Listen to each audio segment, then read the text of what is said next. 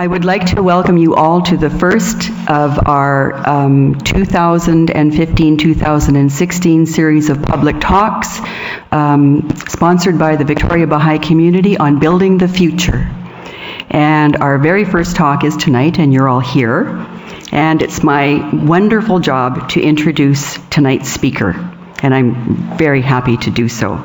Dan Vaillancourt, our speaker tonight, has been an educator for over 30 years. He has a master's in education. He has worked as a teacher and an administrator in public and private schools in Canada, in Brazil, in the United States, and in Greece. He has facilitated workshops and presented at conferences on tonight's topic, which is the soul of education, and on many other topics as well.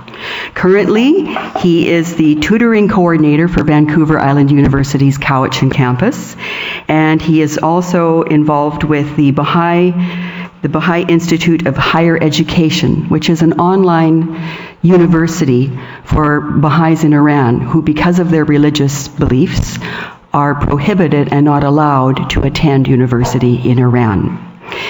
And lastly, but for me most importantly, he was my boss for 5 years when I worked at Maxwell, and he was an awesome boss. So if you could please welcome tonight's speaker, a wonderful educator and a fantastic boss, Dan Vaillancourt.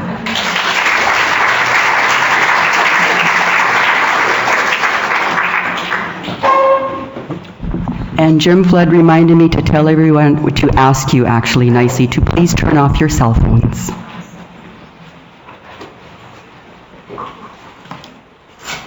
Well, good evening, everybody. What a wonderful introduction. And she was an awesome colleague, I have to say. We had a lot of fun together, a lot of laughter, even in hard times.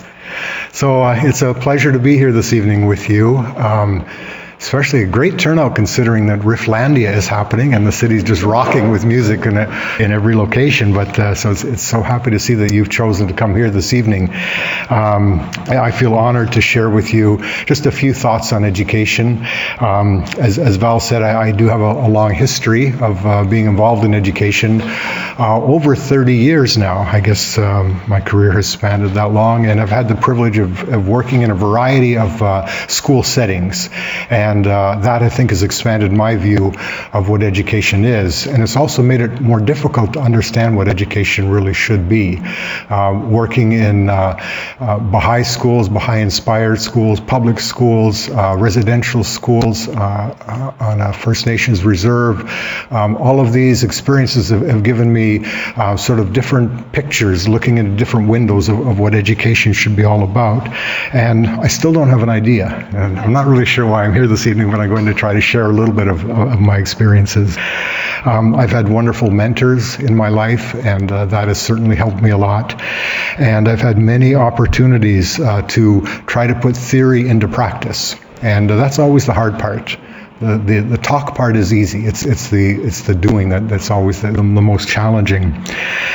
So what I'd like to share with you this evening, in under an hour, I understand, is just a few thoughts that have helped to shape my understanding of education, philosophy, and practice. I do want to acknowledge where my ideas have come from, and certainly it's come from practical experience, but also the Baha'i writings, of course, have been a major influence. I became a Baha'i almost 40 years ago, and almost immediately took an interest in education. I had the good fortune of hearing a man by the name of Dr. Daniel Jordan talk about the Anissa model of education in Toronto, just weeks after I became a Baha'i. And I remember calling my at that time fiance, Ilona, who was living in California, and saying, someday I'm going to study under that man. Someday I want to do my master's degree. And eventually I was able to do that. So certainly the Baha'i writings, Dan Jordan and the Anissa model, a very interesting study that I'm going to mention briefly, and that actually it was Val who introduced to me, called Hardwired to Connect. Then the medicine wheel. I encountered the medicine wheel when I was working on the reserve, and it really had a major influence on not only my educational career, but my personal life. And a book called The Soul of Education that was quite influential, and that's in fact why I chose the topic for the evening. So, let's just check the time here, and I guess somebody can give me a signal if I'm getting close to when I'm talking too much, or if I see people starting to nod, or if somebody falls on the floor, I'll know it's probably time to wind it up. So I want to start then. Is this how it works? Yes. With this quote that many of you may be familiar with from Baha'u'llah: regard man as a mine rich in gems of inestimable value. Education can alone cause it to reveal its treasures and to enable mankind to benefit therefrom. Imagine if every teacher in every school in every country of the world believed this, and believed that every child that entered their classroom was truly a mine rich in gems of inestimable value. Looked at every child as full of unlimited potential. Imagine how the world would change. Imagine how the child would change, and how the world would change as a result of that. Because the real purpose of education is to take potential and to turn it into actuality. To take something that is latent and waiting to be developed and to bring it to fruition. This is real creation. This is real education. And every educator's job is to arrange the environment and to guide the interactions within the environment so that that child has the best opportunity to discover the gifts that are inside, the talents, the interests, and to bring them to fruition, to be able to develop them. So, imagine if every child entered a classroom like that and was encountered with an environment and a teacher that was ready to guide them on this path of self-discovery so that they could not only find out who they are, but how they can best serve the world. We'd certainly be in a different world today. Doesn't mean it's too late. It's never too late.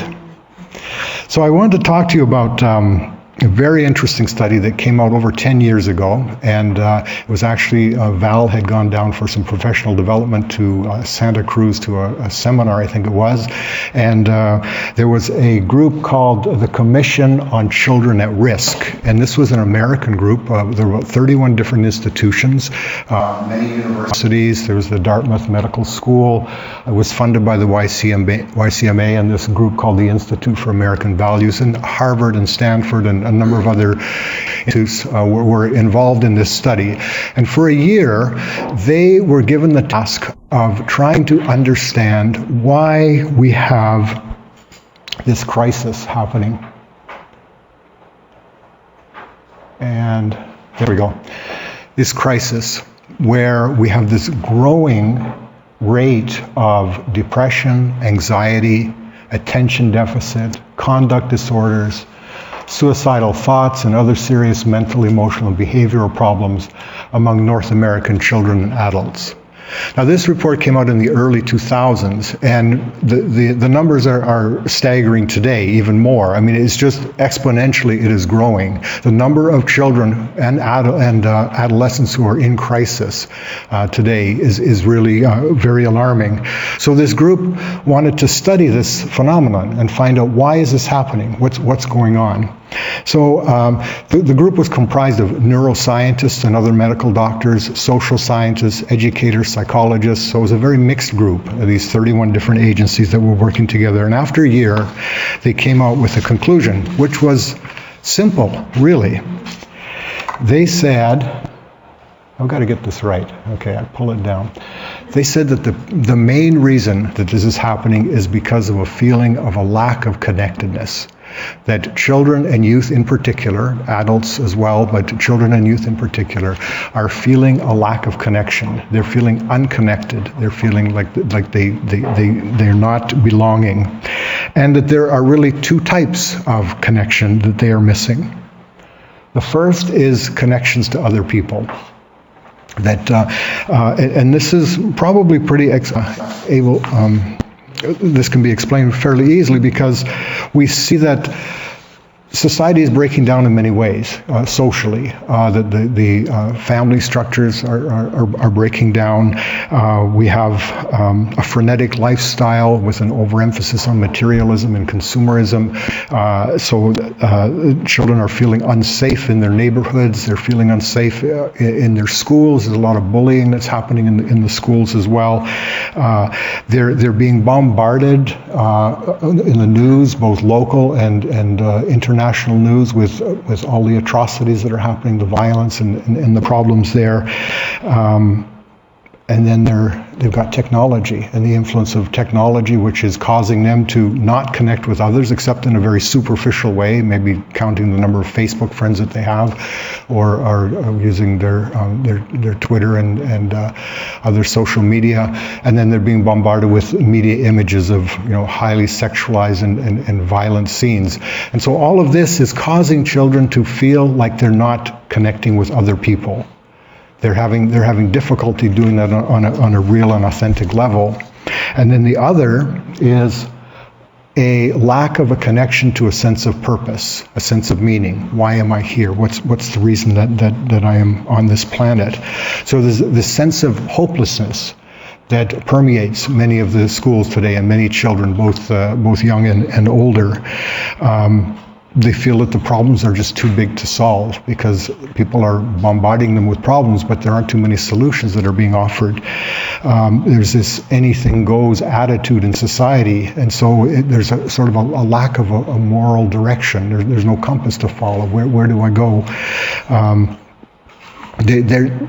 They don't even ask why anymore. They just sort of accept that this is the state of affairs. This is just how life is. And so that all of that causes this lack of connection to a higher purpose, a higher sense.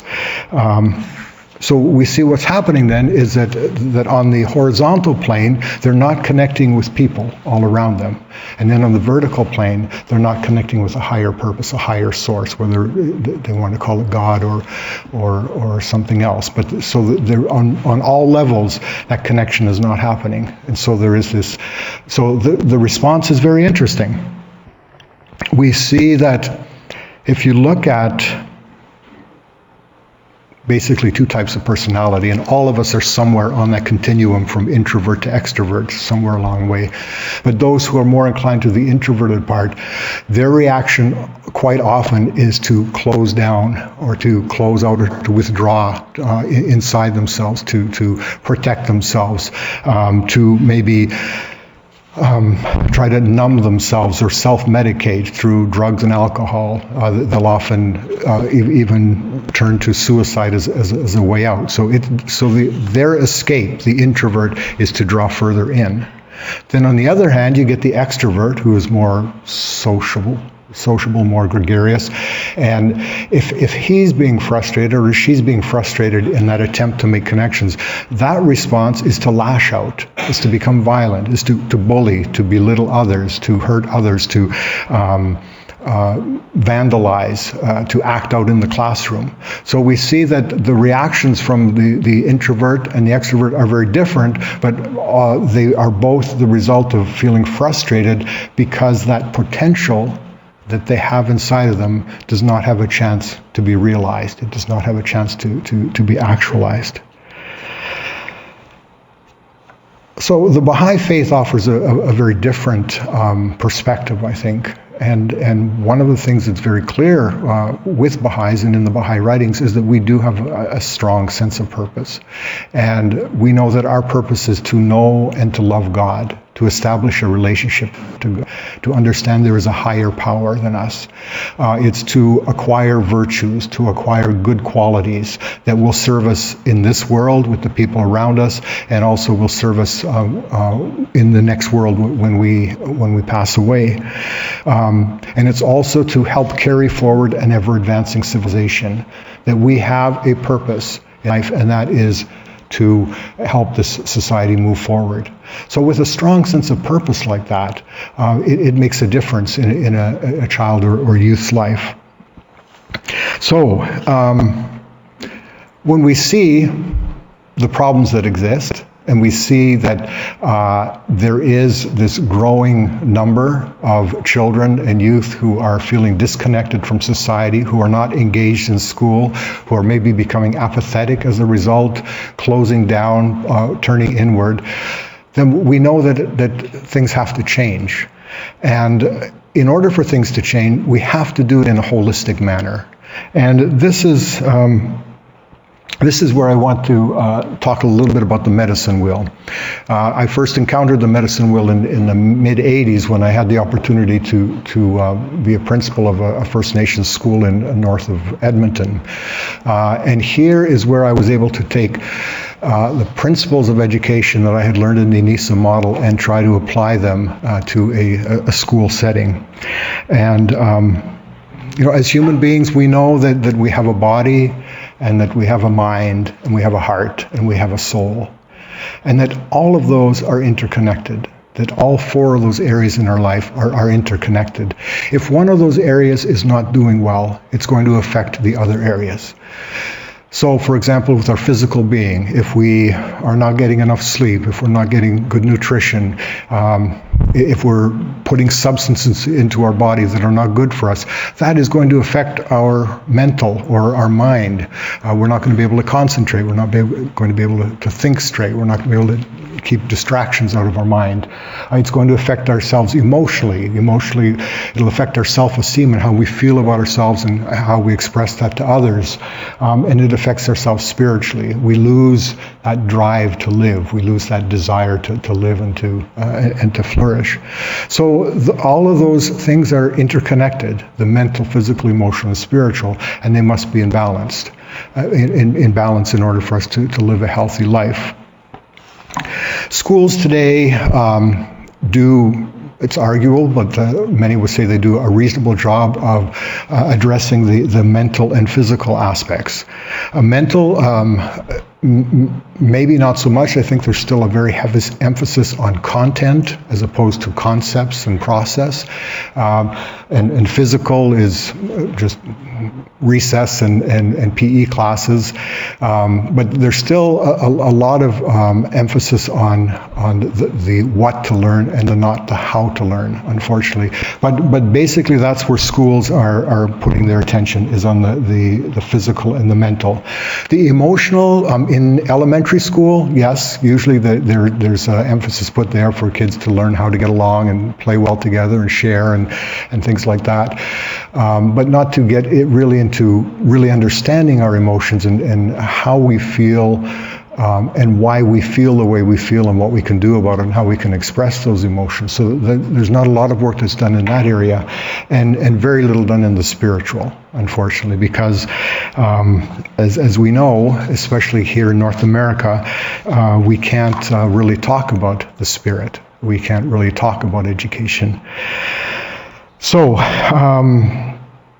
if we look at spiritual education and religious education, we have to recognize that a lot of damage has actually been done in the name of religious education. And we know this in other countries, and we know it in our own country with our own First Nations. We know that a lot of damage has been done with seemingly, ostensibly good intentions.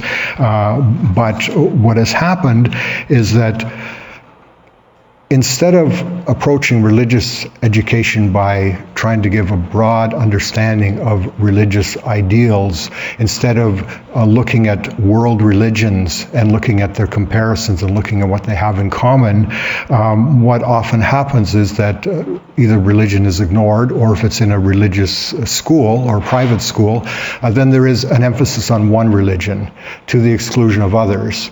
And we see this in whole countries, and we see this in different schools throughout North America. And the result of that, when there's an emphasis on only one religion, is that we create intolerance, and we can create indoctrination and fanaticism. And so that leads to dangerous things. It leads to exclusion. It leads to others being hurt and left out. So if we can't teach religious education by introducing religious ideals and religious concepts and world religions, then how can we still address that spiritual part of the child? Because if we don't address the spiritual part of the child, we see what happens. The other three areas are affected, and then we're dealing with those consequences. And that's what we've been dealing with for a long time. So I came across a book called The Soul of Education. I'm going to read this quote first. It says, geometry and history, English and science, places and times for these subjects in the contemporary classroom are secure. But the soul, doesn't that belong in church? Aren't questions of the soul private spiritual matters that are best left at home?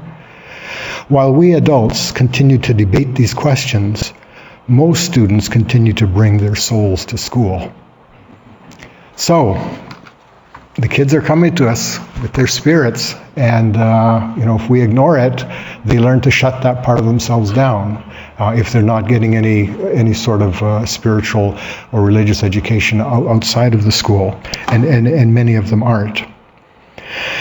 So this book, when I came across it, I was very excited. It's written by a woman named Rachel Kessler, and it was written for the Association of Supervision and Curriculum Design, which is a large professional development organization in the United States that actually now is worldwide, but it started in the United States, that trains teachers and helps teachers to develop professionally. And so they devoted a whole one of their monthly editions to spiritual education, and then Rachel Kessler wrote a book called Spiritual Education, and in it she offers some tips, I guess, some ideas about how we can introduce spirituality into the classroom without calling it religion, so that we can, it's sort of like sneaking it in the side door, I guess, in a way, but what we're doing is still finding a way to address the needs of our spiritual side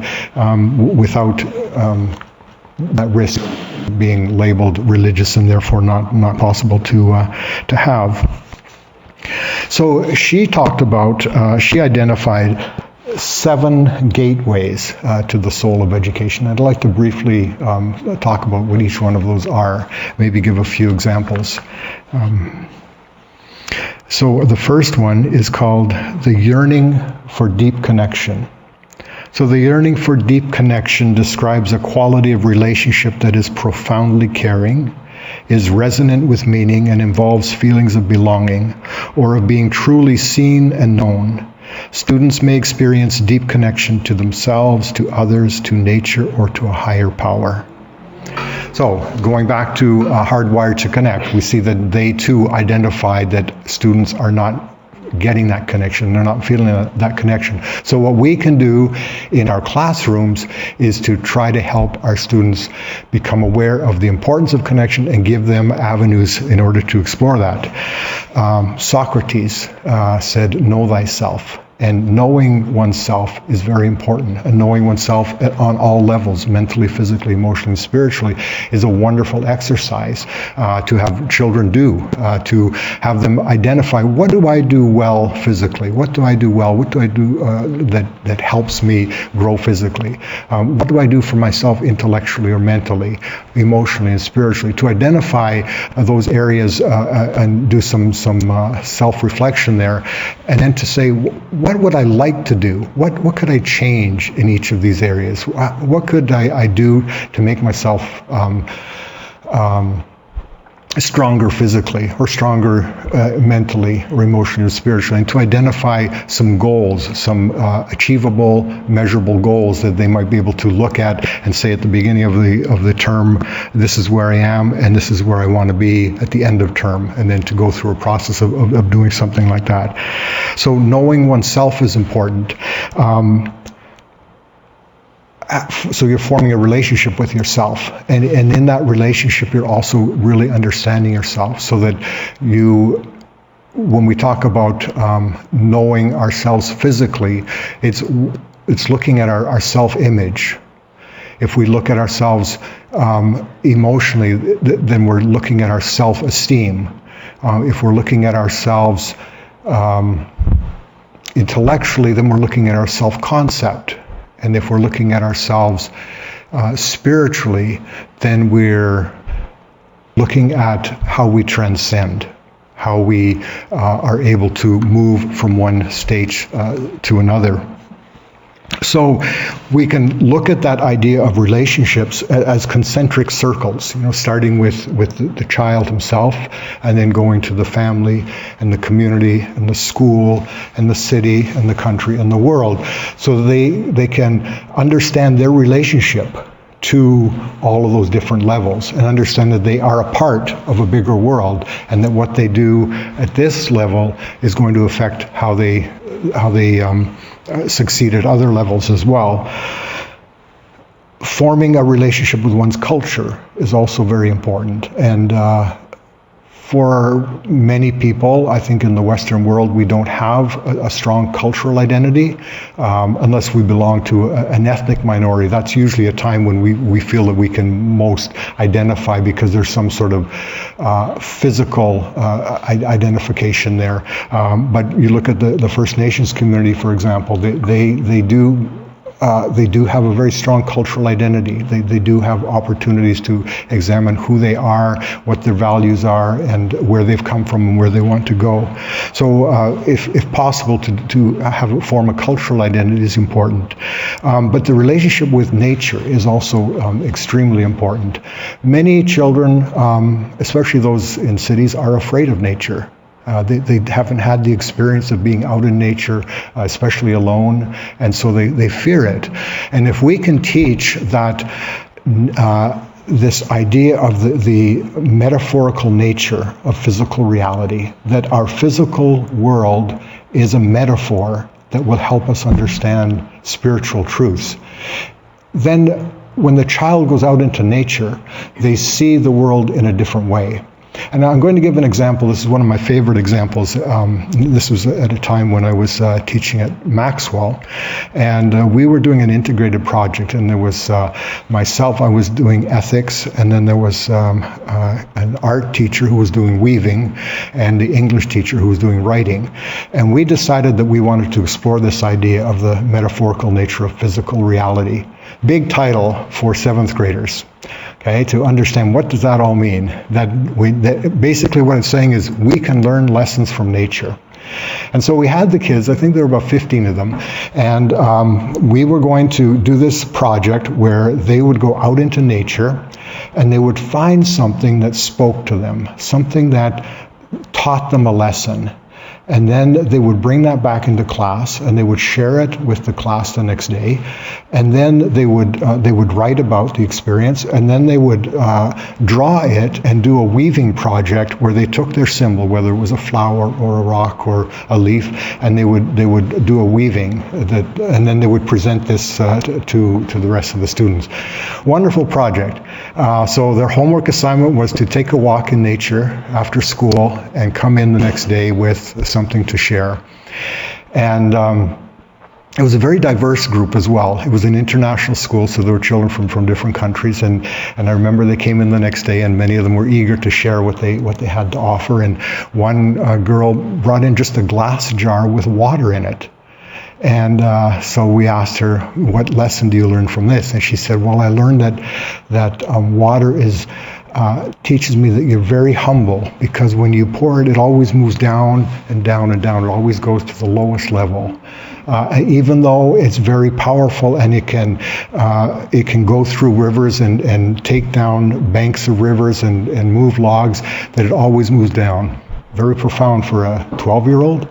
And then another brought in a bouquet of flowers, and the flowers were many different colors, and she talked about unity and diversity, and how if we had a bouquet and all the flowers were the same, that would be pretty, but if we had a bouquet with lots of different flowers, then that is wonderful.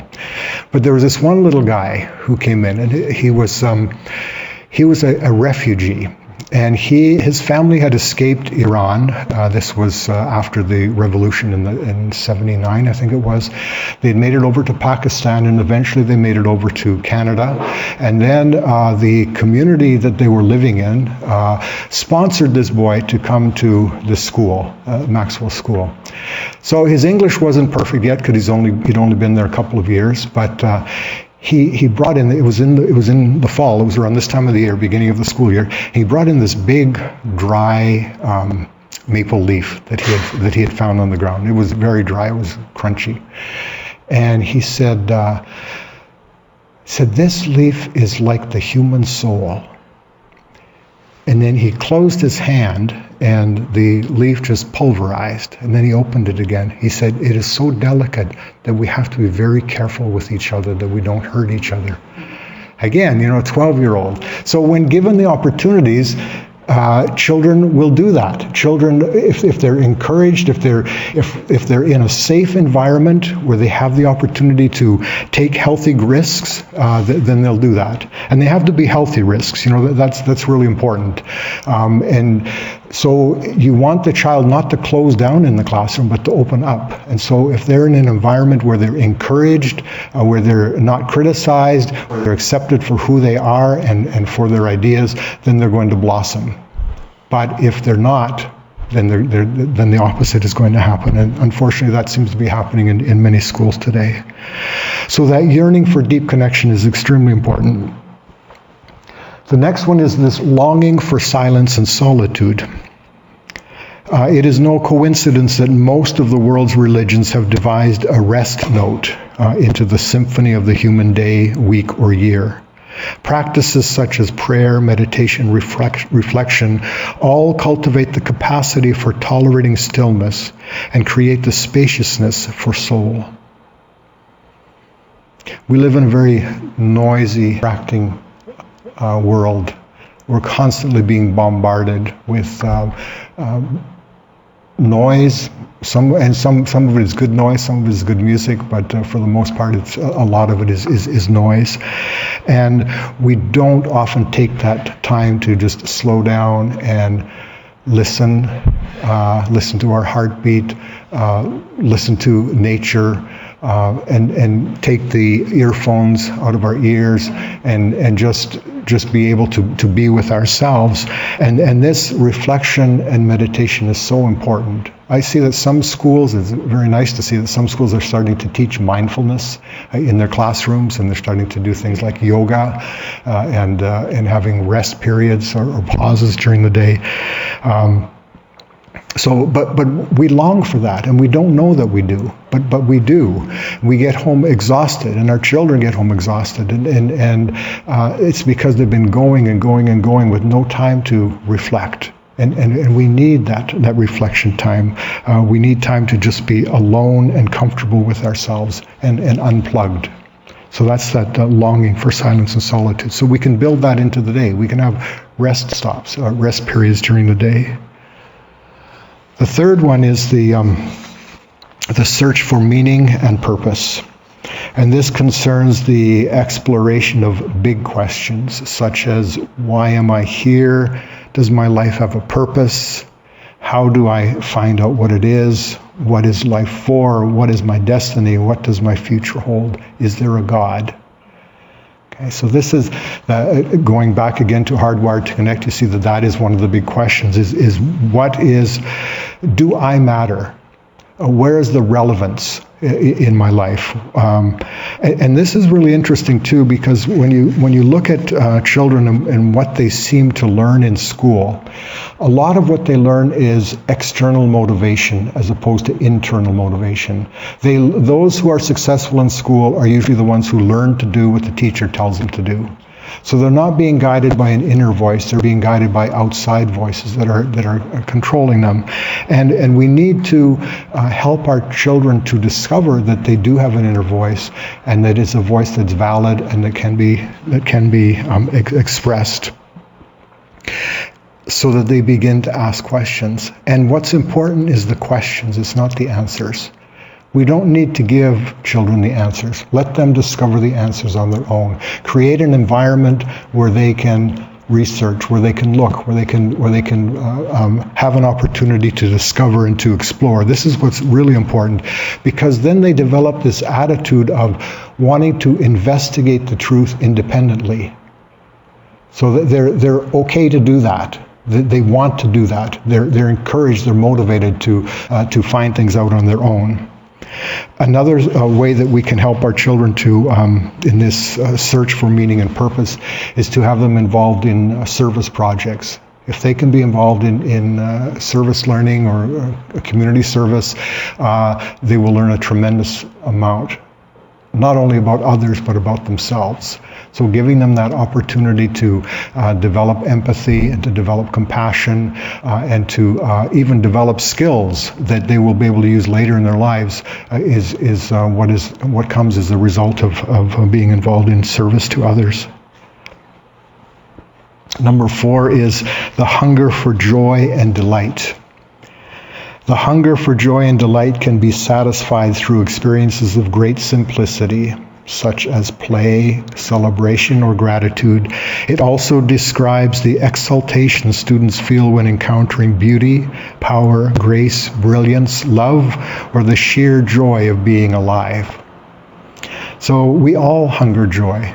We all enjoy that good laugh. When we laugh so much that we can't control ourselves, and even our sides or our stomachs hurt as a result of it. When we just are having fun, and children especially need that. They need that joy. They need to play and experience that interaction with others, because in doing so, it also creates a storehouse of positive memories that they can draw on in times of difficulty. So that when they are going through a difficult time, when they are lonely or sad or feeling rejected, that they have those good memories to call up and to know that those are possible and that they have already experienced them and that they could experience them again. So that hunger for joy and delight is a fun way to live life, and if we can bring that into the classroom and keep it into the classroom beyond preschool and the elementary grades, it would be very important. The next is the creative drive. Whether developing a new idea, a work of art, a scientific discovery, or an entirely new lens on life, students feel the awe and power of creating. So creating is taking something from potential and bringing it into actuality again. And what is one of the first things that is cut when budgets need to be sliced every year? It's the arts. Right? We cut away opportunities for children to develop their creative capacity, which is really unfortunate. But because they need that opportunity to have that sense of discovery and exploration. And that, as this quote says, that creativity is not only in the arts. It can be in problem solving, it could be in critical thinking, it could be in working in groups, figuring things out. All of that requires creativity. And more, as our society becomes more complex, we need to be able to do this. We need to be able to work in groups and figure out how to find solutions to some of the big problems that face us. And there certainly are big problems that we're facing right now. So what we can do also in the classroom is that we can recognize that our children are coming to us with different learning styles. They learn in different ways. So because they learn in different ways, we need to present in different ways. Typically, a teacher teaches in the style that they learn best. So if I am an auditory learner, I tend to talk a lot. If I'm a visual learner, I tend to use the visual. If I'm a kinesthetic learner, I tend to have movement and activity in my class. So we have to recognize that in our classroom, we have a variety of learners. We're also understanding the theories of multiple intelligences too, which is something that Howard Gardner developed and is still developing, recognizing that we are intelligent in many different ways, and that it's not just typically the way that the IQ test. The Binet developed this test that basically measured mathematical skills and language skills. But we're much more than that. You know, we are artistic beings. Some of us have great interpersonal skills. Some of us have great intrapersonal skills. We are good at reflecting. Some of us are naturalistic learners. Howard Gardner has identified 8 intelligences that he said that we should consider when we are designing curriculum. He's on the verge of developing a 9th, and apparently it hasn't officially been adopted yet, but he's calling it the existential intelligence. And this is the ability to ask and answer the big questions, to look at existence and why we're here. So, but he recognizes that the 8 that he's already identified is not quite enough, that there's at least one more. And so it looks like soon we'll be seeing that one developed as well. Okay, so number 6 is the urge for transcendence. How am I doing for time? Is it okay? Yeah, okay. So the urge for transcendence describes the desire of young people to go beyond their perceived limits. It includes not only the mystical realm, but experiences of the extraordinary in the arts, athletics, academics, or human relations. So, the urge for transcendence. Transcendence is that ability to go beyond. We as human beings have transcended a lot. We had limitations, for example, in how fast we could go with our feet, walking and running. So we invented the wheel, we invented the train, we invented the airplane. We transcended our physical limitations of how fast we could move. Where we could only see so far with our eyes, and so we invented telescopes and binoculars so that we could see further, and microscopes so we could see smaller. We invented how fast we could use our brains to calculate, so we invented the abacus, and then the calculator, and then the computer. So we've transcended our limitations, and so it's important that our children understand that they can transcend their limitations, that what they think they can do is not only what they can do, but they can do more than that. And so they will thrive on encouragement for that. That encouragement allows students to strive for efforts. And it's important that we distinguish between excellence and perfection, because if a child thinks that they have to be perfect, many times they'll give up. They'll think, I'll never reach it, it's too hard, so I won't even try. But excellence, to excel, is to go beyond, is to get better and better. So this is what we want to encourage, is excellence in our children. It's really important to provide positive role models and positive examples for our children so that they can see people who have transcended difficulties. Look at Terry Fox. The whole nation says it 30 years, I think, this year I heard that we're celebrating, his accomplishments. So providing those examples is very encouraging to children. It gives them somebody to look up to and somebody to try to follow. It allows children to see possibilities. And this is really important. We don't want them to see limitations. We don't want them to feel like they are boxed in, but instead that they have all kinds of options ahead of them. And then the last gateway is the need for initiation.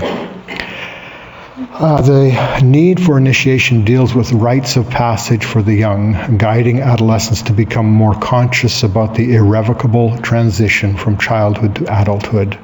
So again, this is where encouragement comes in. We celebrate success, we celebrate passage, we celebrate accomplishment and gaining new skills and new abilities and moving forward. So all of this is a form of initiation. And I know in the Baha'i community, especially in recent years, we hear a lot of talk about children's classes and junior youth and Ruki, and we see that there's a progression, and that the children become excited to move into a junior youth type of activity, and then from there they get excited to go into to join the youth. So, and we see intergenerational activities too, and I think this is really important, and this is something that our society in particular doesn't really recognize the importance of so much. But these intergenerational activities are so healthy for children because they can so easily isolate themselves into their own age group, and they need to be able to see what's to come ahead, and they need to see what's come behind, and they need to help those who are behind to move up. So just that being together in these activities is really important. Some cultures do this very well. So those are the seven sort of tips, I guess, or gateways that Rachel Kessler identified as ways that we can introduce spirituality, ways that we can begin to nourish the soul in our classrooms. And I just wanted to end with one more quote, because we also have to look at what's the big curriculum now.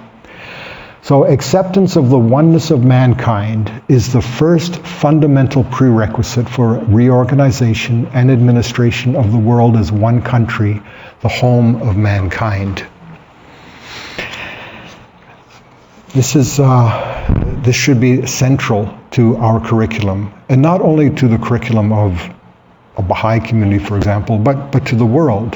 That if we cannot recognize this golden rule, that we must treat others the way we want to be treated, then we're going to continue to commit these atrocities that are happening right now before our eyes in places like Syria and the whole refugee crisis that's happening in Europe.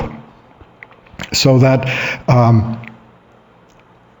this is a curriculum in itself, introducing global citizenship and introducing this recognition of the oneness of humanity. And if our children learn nothing else but this, imagine how different the world would be, and how different the world will be when this finally comes through. I'm reading an interesting book right now. I had the opportunity to attend a presentation at a recent conference by a man named Paul Hanley. And he is his specialty is agriculture and the environment. And he's written a book called 11, and very interesting book. And 11 is the number he chose because they've done calculations that by the end of this century, our world population will reach 11 billion. This is the prediction, that it'll reach 11 billion. And that is going to be our tipping point. If something is not done to change the direction that the world is going in, we will not be able to sustain ourselves on this planet at that point with 11 billion people. And so it's a very interesting book. It's about this thick, filled with all kinds of research. He's written apparently about 1,500 different journal articles, and he loves to research, and so he's looking at the environment, and he's looking at economics and just what's happening in the world today. And so he says that we're not going to save this planet unless we have a major shift in global consciousness, unless we understand that we cannot continue to do what we're doing, that we can't continue to do this and expect that there won't be a catastrophe. And he says, he looks to the Baha'i community and says that he feels that it is already the glimmerings of this systematic global change of consciousness is happening. I'll tell you why in just a minute. But if we look at what's happening in the world today, we have two forces at work. One is a disintegration, a falling apart, a breaking down of society. The old world order is crumbling. We can't continue to do things the way we've been doing. On the other hand, there is a new world order that's being built. There is an integration, people coming together, like-minded people across religion, across culture, across race, coming together and recognizing that we can build a new world order. So while this old world order continues to crumble, this new world order is beginning to emerge. The problem is that it's not quite balanced right now, and there's probably more people involved in this activity than in this activity. And so we need to accelerate that process of getting more people involved in the building of a new world order, instead of trying to to salvage something that is not salvageable. And so, we have to decide, where are we going to put our energy? Are we going to try to hold on to this, or are we going to try to build this? So what Paul Handley says is that he recognizes that there is this systematic shift in global consciousness that is beginning right now and has been for the last maybe 20 years in the Baha'i community. It's called the Ruhi Institute. And it's a systematic way for people in whatever country they live in anywhere in the world, are studying the same basic principles. They're studying the same history, the same morals and ethics and values, and they're doing it in communities, and the communities are growing and they're affecting each other, but it's the same thing that's happening all over the world. And so that consciousness is growing all over the world, and it's going to continue to grow. So that's his hope for the future. He believes that that's going to have a major effect, and I'd like to believe so too. So I want to thank you very much for your time this evening. I hope I haven't given you too much or too little. I'd like to do it just right. And I don't know if there's time for a few questions, if anybody. Sounds good. Now I can take my glasses off. So we have about 10 minutes for questions. So if you have any questions, please direct them to our speaker. Yes. Thanks for sharing the 7 ways of beginning to educate the soul, ways to get the soul into education. And you've had a very long career in secondary schools, but now you're in post-secondary. And I know that you'll have not only 18 to 22-year-olds, but you'll also have adults who didn't do elementary or secondary school, I would imagine. That's right, They yes. can get in through it. And you've also got people who are 40 and 50 and 60 years old who are coming back in the middle of their careers. So could you tell us any new thoughts that have come to you since you've started working on a campus like that? Well, I'd like to also bring that over to what I'm doing with the Baha'i Institute of Higher Education, because as Val mentioned, I'm teaching classes there to university students in Iran who are not allowed to go to university in their home country, and so they're doing virtual classes, and I teach education at a master's level, and so I have people there who, many of them are in their 30s, 20s, 30s, 40s, who are studying to become educators too. And in all of those areas, I would say that basically the truth is simple. It's there no matter in what context. It's simple, and we tend to complicate it. And that is that there are just basic things that we need to do. And one of them is that we need to change global consciousness. We need to develop ourselves internally, and we also need to make a contribution to the world. So it doesn't matter the age of the person, it's still a process, because none of us ever arrive at that.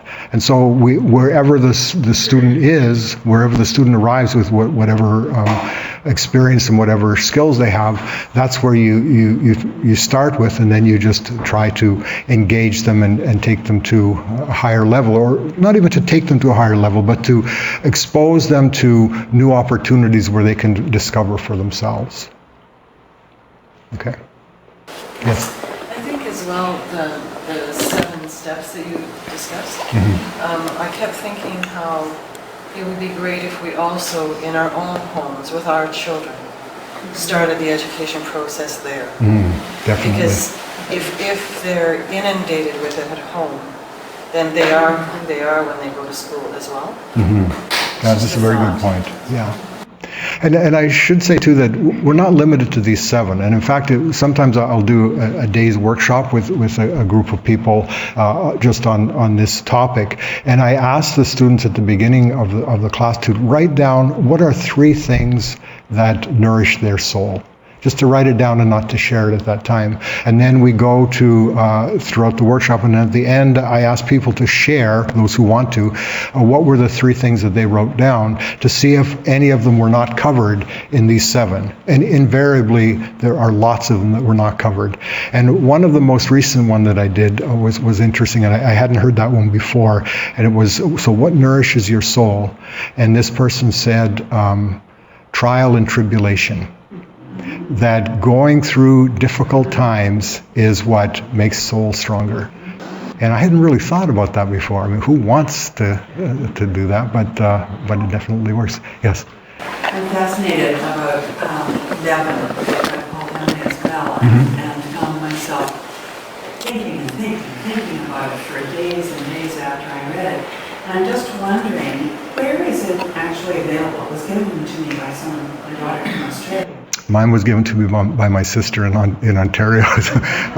Somebody seems to have an answer. Sure, it's in Victoria, but how did I answer? Oh, okay. Yes. After you left my home for Lona, I went on Amazon.com, downloaded it onto my Kindle. Oh, there you go. Okay. Now it's really worth reading and discussing. I'd like to have a group of people discuss it chapter by chapter. My wife and I are actually doing that. We're taking a couple of chapters, not every day, every couple of days. Like on the way down from Cowichan Bay, she was reading while we were riding down here, and just because you just want to digest it in small bits. It is, yeah. It's very rich. Yeah. Thank you. All right. Well, again, thank you so much for your attention. Thanks, Dan.